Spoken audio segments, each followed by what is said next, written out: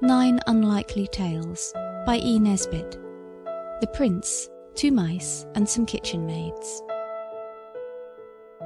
When the prince was born, the Queen said to the King, "My dear, do be very, very careful about the invitations.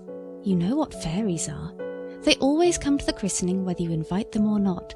And if you forget to invite one of them, she always makes herself so terribly unpleasant." "My love," said the King, "I will invite them all." And he took out his diamond-pointed pen and wrote out the cards on the spot. But just then a herald came in to bring news of war, so the King had to go off in a hurry. The invitations were sent out, but the christening had to be put off for a year. At the end of this time, the King had subdued all his enemies, so he was very pleased with himself. The prince was a year old, and he was also pleased with himself, as all good babies are, and found the little royal fingers and toes a fresh and ever-delightful mystery. And the Queen was pleased with herself, as all good mothers should be, so everything went merrily. The palace was hung with cloth of silver and strewn with fresh daisies in honour of the great day, and after all had eaten and drunk to their heart's content, the fairies came near with the gifts they had brought to their godson the prince. "He shall have beauty," said the first, "and wit," said the second, "and a pretty sweetheart," said the third, "who loves him," said the fourth. And so they went on, foretelling for him all sorts of happy and desirable things. And as each fairy gave her gift, she stooped and kissed the baby prince, and then, spreading her fine gossamer gauze wings, fluttered away across the rosy garden. The crowd of fairies grew less and less, and there were only 3 left, when the Queen pulled the King's sleeve and whispered, "My dear, where's Malevola?" "I sent her a card," said the King, casting an anxious look around him. "Then it must have been lost on the way," said the Queen, "or she'd have been here." "She is here," said a low voice in the Queen's ear. Suddenly the room grew dark. Grey clouds hid the sun, and all the daisies on the floor shut up quite close. The poor Queen gave a start and a scream, and the King, brave as he was, turned pale, for Malevola was a terrible fairy, and the dress she wore was not at all the thing for a christening. It was made of spiders' webs matted together, dark and dank with the damp of the tomb and the dust of dungeons. Her wings were the wings of a great bat. Spiders and newts crawled round her neck, a serpent coiled about her waist, and little snakes twisted and writhed in her straight black hair. She looked at the Queen so terribly that her poor Mother Majesty cried out without meaning to. "Oh, don't!" she cried, and flung both arms round the cradle. The prince was quite happy, playing with his new coral and bells, and looking at the palace cat, who sat at the foot of the cradle washing herself. "Now listen," said Malevola, still speaking in the low, even voice that was so terrible. "You did not invite me to the christening. I've read my fairy tales, and I know what's expected of a fairy who's left out on an occasion like this. I intend to curse your son." Then all the kings and queens who had come to the christening wished they had stayed away, and they and all the court fell on their knees and begged Malevola for mercy. As for the 3 good fairies who were left, they hid behind the window curtains, and the court ladies, peeping between their fingers, said, "Fancy deserting their godson like this, how unfairy-like." But the Queen and the King only wept, and the Prince played with his rattle and looked at the cat. Then Malevola said mockingly, "Great King and mighty sovereign, Malevola was not good enough to be asked to your tea party. But your family shall come down in the world. Your son shall marry a kitchen-maid, and marry a lady with 4 feet and no hands." A shiver of horror ran through the room, and Malevola vanished. Then, suddenly, the sun came out, and people lifted up their heads and dared again to look at each other. And the daisies, too, opened their eyes again. Then the good fairies came out from behind the window curtains, and the poor Queen fell on her knees before them. "Can't you do anything?" she asked. "Can't you undo what she says and make it untrue?" "Not even a fairy can make a true thing untrue," said the good fairies sadly. "Malevola's words will come true, but the prince has already many gifts, and our gifts are yet to give, and these you shall choose. Whatever you wish shall be his." Then the king, recovering a little from the terror into which the fairy Malevola had thrown him, and remembering how well he and his royal line had always borne them in battle, said at once, "Let the boy be brave." "He is brave," said one of the good fairies. "He fears nothing." And at this, the prince ceased to feel any fear of the palace cat. He put out his hand and pulled her tail so merrily that Pussy turned and clawed the little arm till the blood ran. "Oh dear!" cried his mother. "He is fearless, as you say. I wish he was afraid of cats, poor darling." "He is," said the second fairy. "You have your wish."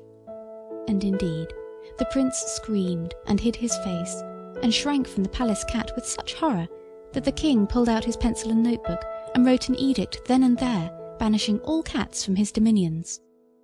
But all the same, he was very angry.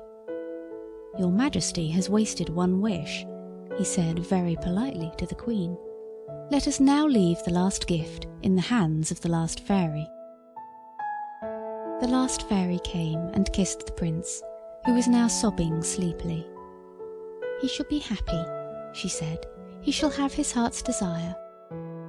Then she too vanished, and the kings and queens took their leave when their gold coaches came for them, and presently the king and queen were left alone with the silver hangings and the strewn daisies and the baby.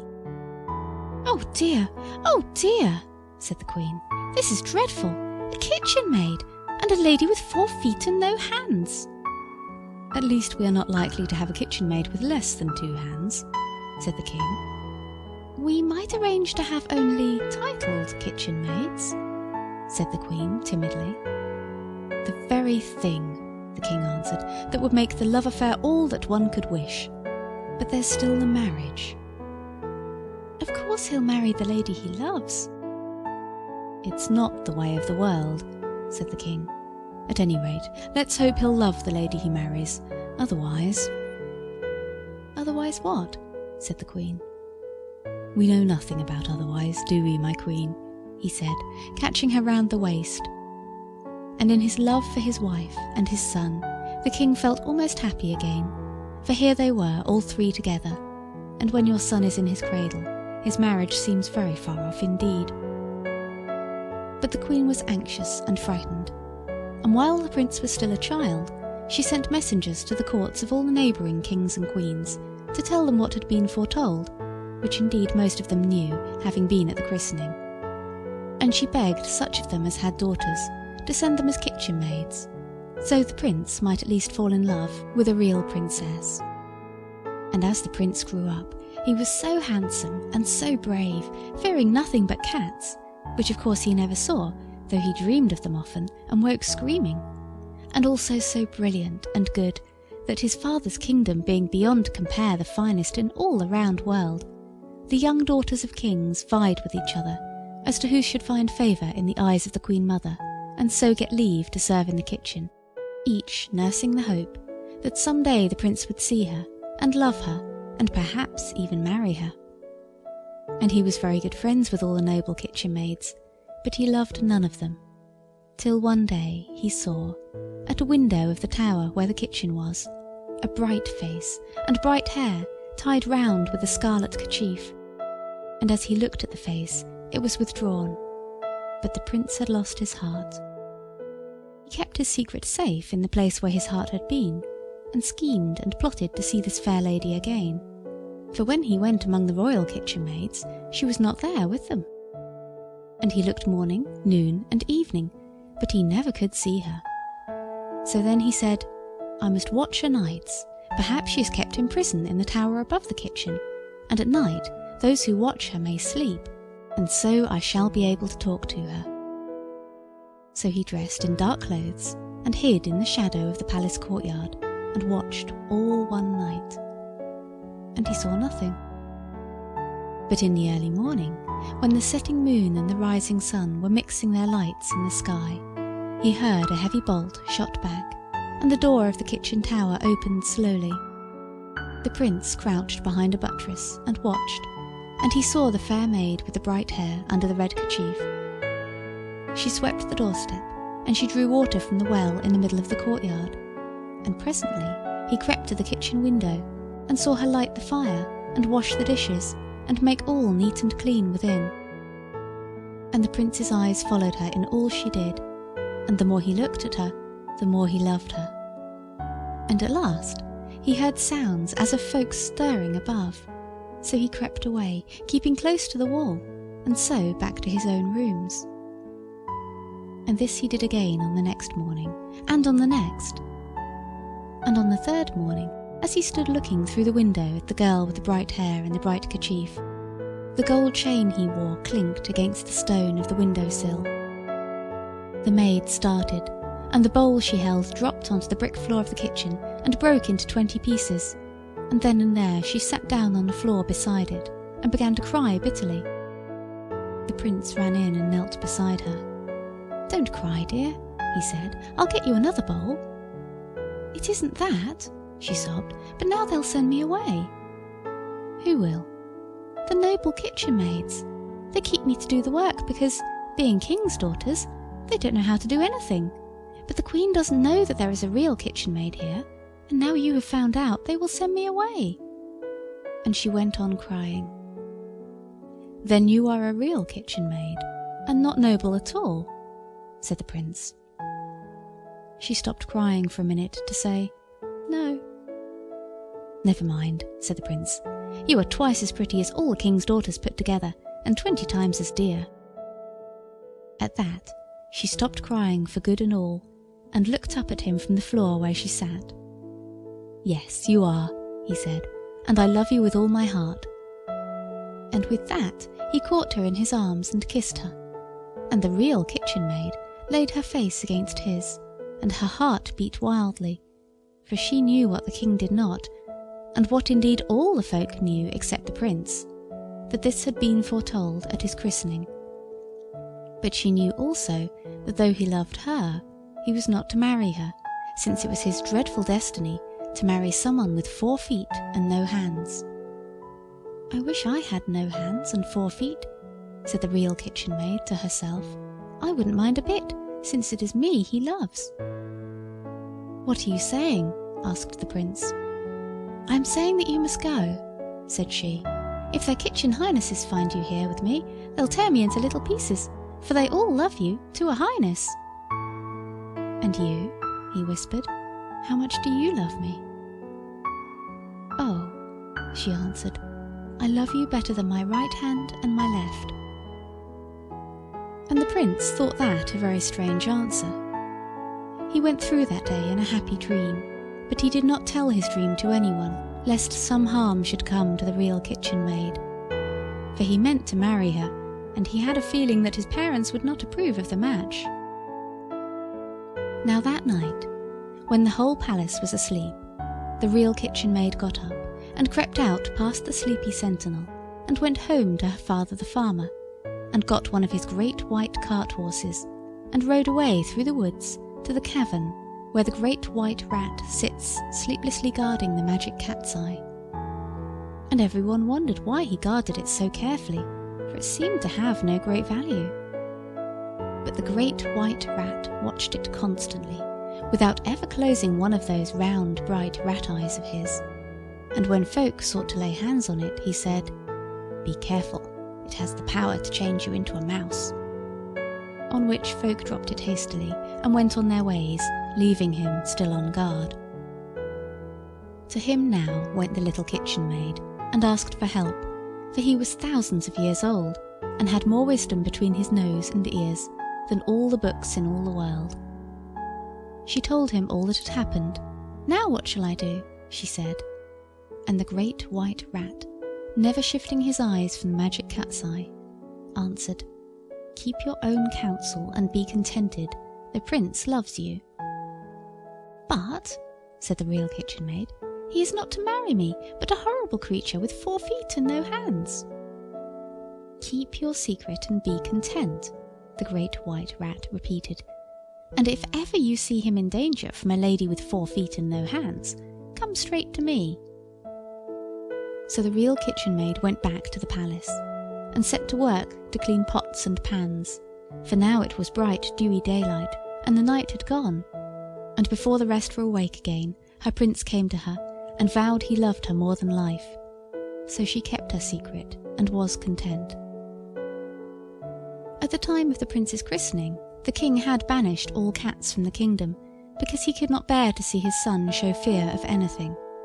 But now and then strangers, not knowing of the edict, brought cats to that country, and if the prince saw one of these cats, he was taken with a trembling and a paleness, standing like stone a while, and presently, with shrieks of terror, fleeing the spot. And it was now a long time since he had seen a cat. Now, soon after the prince had found out how he loved the Real Kitchen-Maid, his father and mother died suddenly as they were sitting hand in hand, for they loved each other so much that it was not possible for either to stay here without the other. So then the prince wept bitterly and would not be comforted, and the court stood about him with a long face, wearing its new mourning. And as he sat there with his face hidden, something came through the palace gate, and up the marble stairs, and into the great hall where the prince sat on the steps of his father's throne, weeping. And, before the courtiers could draw breath, or decide whether it was court etiquette for them to do anything while the prince was crying, except to stand still and look sad, the creature came up to the prince and began to rub itself against his arm. And he, still hiding his face, reached out his hand and stroked it. Then all the court drew a deep breath, for they saw that the thing that had come in was a great black cat.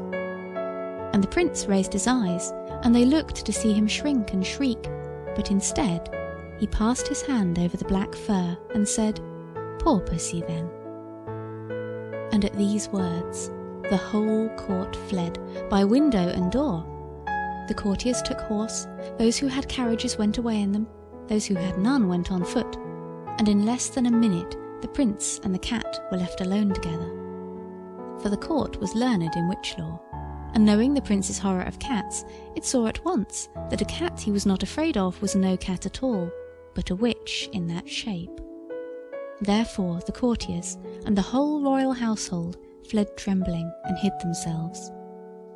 All but the little Real Kitchen-Maid. She saw with terror that the cat, or rather the witch in cat's shape, had done what no one else could do, roused the prince from his dull dream of grief. And then she remembered the fate which Malevola had foretold for him, that he should marry a lady with 4 feet and no hands. "Alack-a-day!" she cried, "this witch has 4 feet and no hands, but she can have hands whenever she chooses, and be a woman by her magic arts as easily as she can be a cat. And then he will love her, and what will become of me? Or worse, she may marry him only to torment him. She may shut him up in some enchanted dungeon far from the light of day. Such things have happened before now." So she stood, hidden by the blue arras, and wrung her hands, and the tears ran down her cheeks.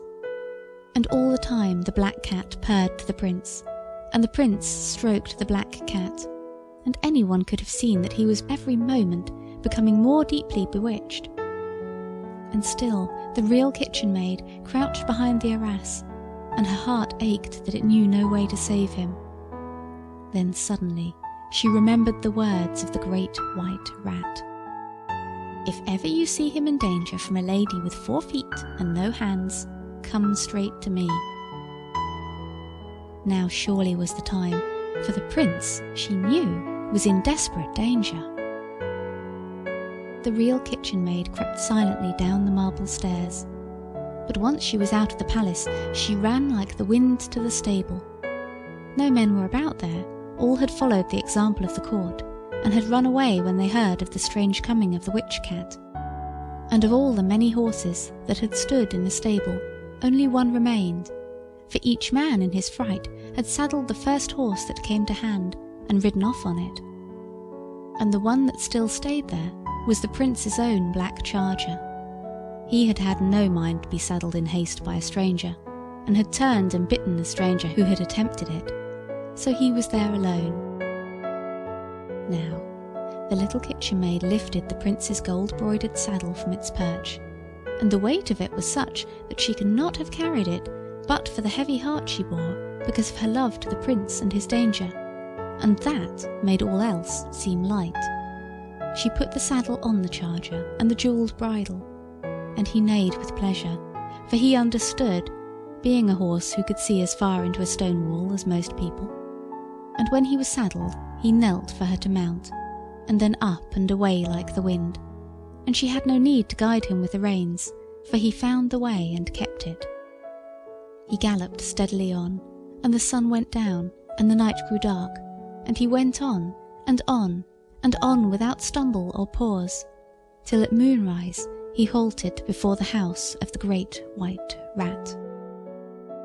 Then, as the real kitchen maid sprang down, the great white rat came out from his house and spoke. "You've come for it, then?" "For what?" "The magic cat's eye. I've guarded it some thousands of years. I knew there would be a use for it at last. He may be saved yet, if someone should love him well enough to die for him." "I do that," said the little kitchen maid, and took the cat's eye in her hands. "Swallow it," said the white rat, "and you'll turn into a mouse." The little maid swallowed it at once, and behold, she was a little mouse. "What am I to do?" she asked. "I can't tell you," said the great white rat, "but love will tell you." So the little kitchen maid, in the form of the mouse, ran up one of the horse's legs and held tight onto the saddle with all her little claws. And as the great horse galloped back towards the palace in the moonlight, she thought and thought, and at last she said to herself, "The witch is in cat's shape, and she must have cat nature, so she will run after a mouse. She will run after me, and if I can lead her to a running stream, she will leap across it, and then she will have to take her own shape. That must be what the great white rat meant me to do. And if the cat catches me, well, at least if I can't save my prince, I can die for him." And the thought warmed her heart as the great horse thundered on through the dawn light. When at last, creeping softly on little noiseless feet, the mouse kitchen maid re-entered the great hall, she saw that she was only just in time, for the black cat was purring and looking back at the prince as she walked, waving her black tail towards the further door of the hall, and the prince, more bewitched than ever, was slowly following her. Then the real kitchen maid mouse uttered a squeak and rushed across the porphyry floor, and the black cat, true to its cat nature, left purring at the prince and sprang after the mouse, and the mouse, at its best speed, made for the garden where ran the stream that fed the marble basins where the royal goldfish lived. The prince understood nothing save that the enchanting black furry creature was leaving him, and in an instant he was alone. He followed to the door, and saw the cat springing along the passage down the stairs. He followed fast, then along another passage that passed the foot of the back stairs, and he saw that the back stairs were like a waterfall. Water was running down in a torrent and meandering away down the brick passage and out into the faint new sunshine. When the mouse saw this stream, she thought, "I'm saved!" She never thought of wondering how a stream came to be running down the back stairs of the palace. When she came to think of it afterwards, she always believed that the great white rat had managed it somehow. She never knew that it was really a great flood from the royal bathroom, where the royal housemaid, in her eagerness to run away from the witch, had left all the royal bath taps full on. The mouse bounded across the stream. The cat saw the danger, but she could not stop herself. She too crossed the stream, and as she crossed it, she turned into the wicked fairy Malevola, cobwebs and snakes and newts and batwings and all. The prince put his hand to his head like one awakening from sleep, and the horrible fairy vanished suddenly and forever. Then the mouse ran trembling to the prince, and in its thin little mouse's voice told him all. "My love and my lady," he said, holding the mouse against his cheek, I will marry you now. That will carry out the wicked fairy's prophecy. Then we will go back to the Great White Rat, and you shall be changed into a princess." So the prince rang the church bells till all the people came out of their holes where they had been hiding to see the strange spectacle of a prince married to a mouse. And directly they were married, they set off on the black charger, and when they reached the Great White Rat, they told their tale. "And now," said the prince joyously, "if you will change her into a lady again, we will go home at once and begin living happily ever after." The Great White Rat looked at them gravely. "It's impossible," he said. "I am sorry, but the effects of the magic cat's eye are permanent. Once a mouse, always a mouse, if you get moused by the magic cat's eye." The prince and the mouse looked sadly at each other. This was the last thing they had expected. The Great White Rat looked at them earnestly. Then he said, "If it would be of any use to you, I've got another magic cat's eye." He held it out. The prince took it gladly. Kingdom and the life of a king were nothing to him compared with the love and happiness of a real kitchen maid disguised as a mouse. He put the stone to his lips. "You know what'll happen if you do," said the Great White Rat. "I shall change into a mouse and live happy ever after," said the prince gaily. "Perhaps," said the Great White Rat. "Nothing is impossible if people love each other enough." "You mustn't," cried the mouse, trying to get between his lips and the cat's eye. "My dear little real kitchen maid," said the prince tenderly, "you have saved my life, and you are my life. I would rather be a mouse with you than a king without you." And with that he swallowed the cat's eye, and two small mice stood side by side before the Great White Rat.